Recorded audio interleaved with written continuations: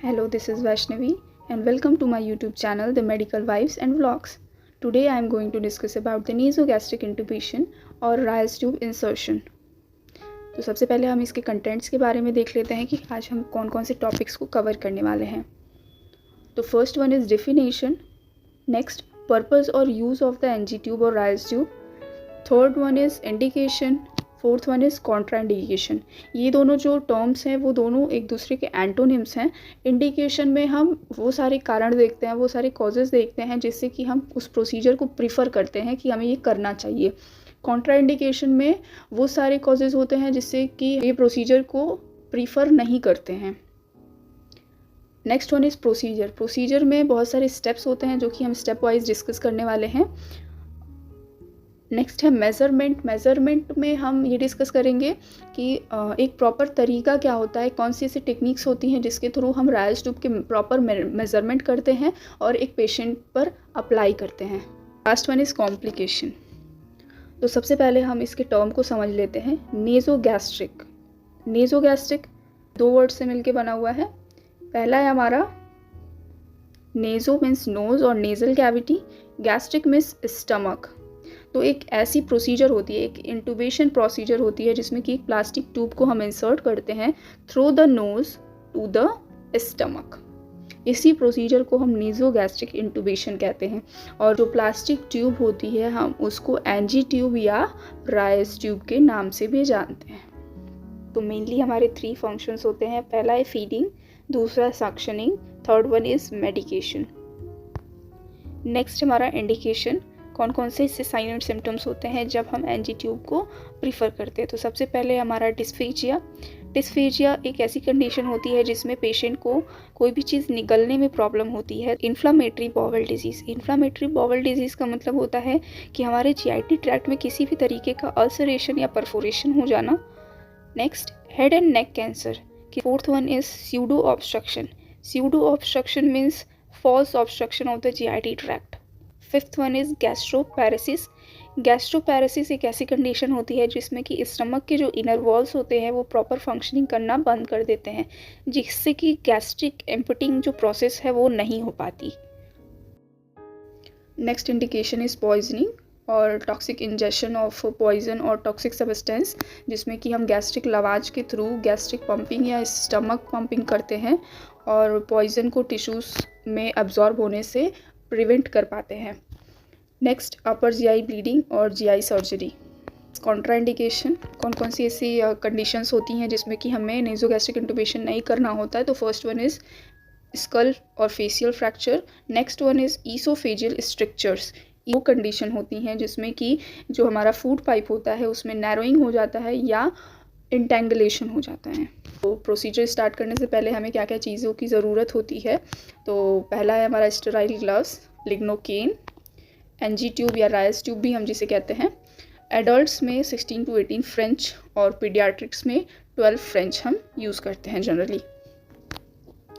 Next है gauge piece, syringe 10 ml और 60 ml का होना चाहिए और साथ ही साथ एडहेसिव टेप। नेक्स्ट है प्रोसीजर।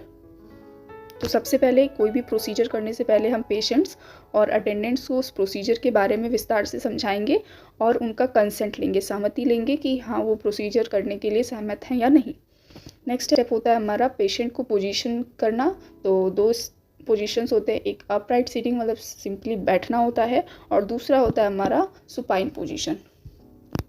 नेक्स्ट है परफॉर्म हैंड हाइजीन।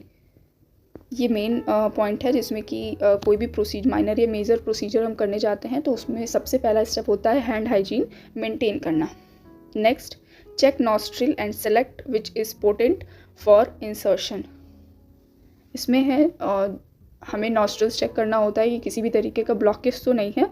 अगर ब्लॉकेज है तो क्लीन करें और जो नॉस्ट्रिल मोस्ट क्लियर होता है, मोस्ट पोटेंट होता है, उसके थ्रू हम इंसर्ट करते हैं। तो ये पहले इंश्योर कर लेंगे कि कौन सा नॉस्ट्रिल सुटेबल है इंसर्शन के लिए। Next lubricate the first few inches of the tube with sterile lubricant. जो हमारा लिग्नोकेन जेली था, लोकल एनेस्थेटिक जेल था, उसे हम स्टेराइल लुब्रिकेंट भी कह सकते हैं। तो उसमें हमें जो ट्यूब का टिप होता है उसको उसके फ्यू इंचेस को डिप करना है। नेक्स्ट उसके थ्रू जो हमारी साइनस कैविटी है और थ्रोट है वो नंब हो जाएगा। Next, measure the length of tube which is to be inserted. जो ट्यूब है उसके लेंथ को हम मेजर करेंगे। 3 वेज होते हैं रायल्स ट्यूब के लेंथ को मेजर करने के लिए। पहला है ARHB, age related height based.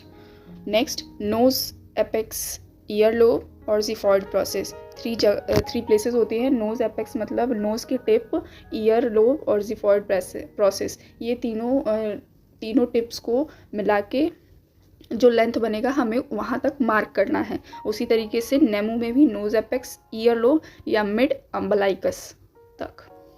Next है insert the tube through one of the potent nostril and aim it in a straight line towards back of the throat. अब हमें क्या करना है कि जो नॉस्ट्रिल हमने सेलेक्ट किया था उसके थ्रू हम ट्यूब को इंसर्ट करेंगे और धीरे धीरे स्ट्रेट लाइन में उसे फॉरवर्ड करेंगे थ्रोट के side. Next, now gently aim it down into the esophagus and slowly continue to advance into the stomach। धीरे धीरे स्लोली हम क्या करेंगे, जो ट्यूब है उसको एडवांस करेंगे ताकि वो ईसोफेगस के थ्रू होते होते वो स्टमक तक पहुँचे।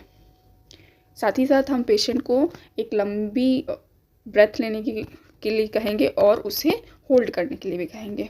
अगर किसी भी तरीके की पेशेंट को प्रॉब्लम होती है, कफ होती है या उसको किसी भी तरीके की इरिटेशन होती है तो हम वहीं पे उसे उस स्टेप को रोक देंगे। Next, keep advancing the tube until it reaches the mark that indicated the correct length and then secure it with tape. जैसा कि हमने मेजर किया था लेंथ, उस लेंथ तक हमें इंसर्ट करना है और इससे ये पता चलता है कि वो करेक्ट साइड तक, करेक्ट लेंथ तक पहुँच गई है। Next, check and make sure tube is in correct place by osculation, chest X-ray और aspirate pH test। अब हम ट्यूब को तो इंसर्ट कर दिए हैं बट हमें इंश्योर कैसे करना होगा, तो उसके लिए 3 प्रोसेसेस हैं। पहला तो ऑस्कुलेशन, दूसरा चेस्ट एक्सरे, तीसरा aspirate pH test. Aspirate pH test में क्या होता है कि रायल्स ट्यूब लगा है उसके थ्रू सक्शनिंग करेंगे। आइदर वो स्टमक में होगा तो उसका जो पीएच टेस्ट होगा वो एसिडिक नेचर का होगा, आइदर वो कहीं और रायल्स ट्यूब आपका इंसर्ट हुआ होगा तो आपको किसी भी तरीके की पीएच टेस्ट पे रिजल्ट्स नहीं आएंगे।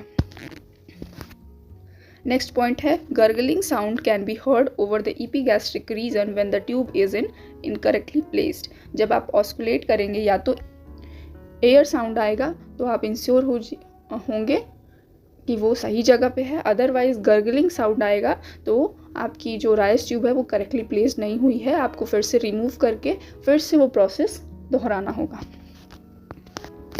किसी भी प्रोसीजर के बाद कुछ ना कुछ कॉम्प्लिकेशंस होती हैं, तो उसी तरीके से नेज़ोगैस्ट्रिक इंटुबेशन में भी कुछ कॉम्प्लिकेशंस होती हैं। तो सबसे पहला है डिस्कम्फर्ट, दूसरा sore throat, third one is sinus infection, nose bleed, racer ulcer, entanglement और dislodging, GI bleeding and irritation. तो ये सारे कॉम्प्लिकेशंस जनरली देखने को मिलते हैं नेज़ोगैस्ट्रिक इंटुबेशन में।